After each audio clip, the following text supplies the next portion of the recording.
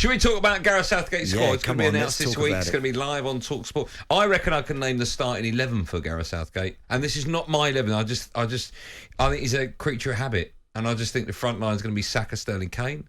Right. I think the middle three will be Declan Rice, Jude Bellingham, and Mason Mount. And then the back five, I think, will be Pickford. I think it'll be Maguire, Stones, and then it'll be Trippier and Luke Shaw. You could be right. You could be right. You could be right. What about those guys that are on the... And by the way, I heard Gary Neville at the weekend talking about Trent, saying that you can see him in a World Cup in a knockout game being a liability, or maybe he didn't use the word liability, but he could see him being rash with his defensive work or whatever. And we know defensively he's not that good. Don't you think England, having got very close for a couple of tournaments, don't you think they need something a little bit more at the other end of the field? Don't you think they need a Trent to deliver something, drop something on a plate from 40 yards, which he can do? But don't you think there's question marks about him defensively? Yes, of course there is. But defensively, that's our weak point, right? Go through any of the teams that have won the World Cup in previous years, Andy. Go have a look at all the World Cup teams that have played in finals and won them. There'll be one or two in there that you'll go, oh yeah, he was never the best, but you know, it's just the way it is. I know, but defensively, that's our Achilles heel, right? Like midfield, we simply be blessed. Going forward, if Harry Kane's fit, it picks itself, or he does anyway. But defensively, you know, you look at Stones, you go, Maguire, Luke. Yeah, but we just spoke about Brazil. We've just spoke about them, right? We spoke about, what did we do? We said, well, look at that forward line. Look at the amount of players they got there to choose from. And they've got about 7 really good forward players to choose from there.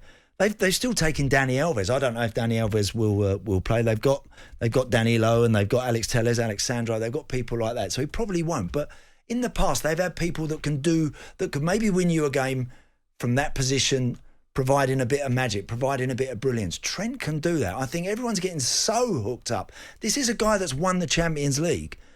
It's like, you know... No, I know that. I know. This is a guy that's played in apparently the toughest domestic competition on this planet and won it and been a key member in doing so. I think everyone gets so hooked up about his defensive work and they miss the point with him, how good he is going the other way. So point I'm making is I would not only take him, I'd be very tempted to start him. James Maddison has to be on the plane, right?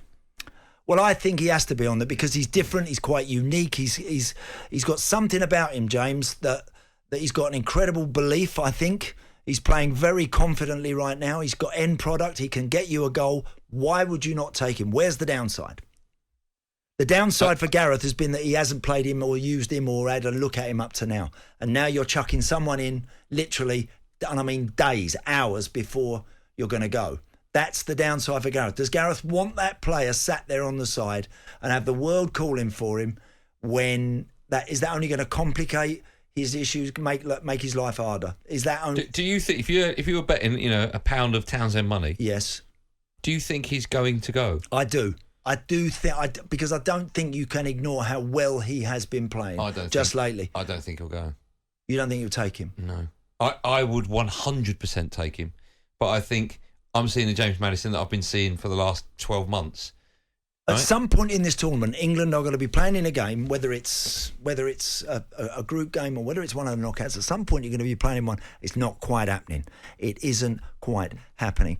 And do you want that inevitability of maybe going to penalties and then, you know, the lottery that is, or do you want to perhaps turn to someone that just might be able to? I totally agree. And I think that's Andy's is I think. That is his dilemma. You say that team you selected, that one you said that will probably start. I mean, it ain't a shabby team, is it? It's a good team. No, but I think form is irrelevant to Gareth Southgate.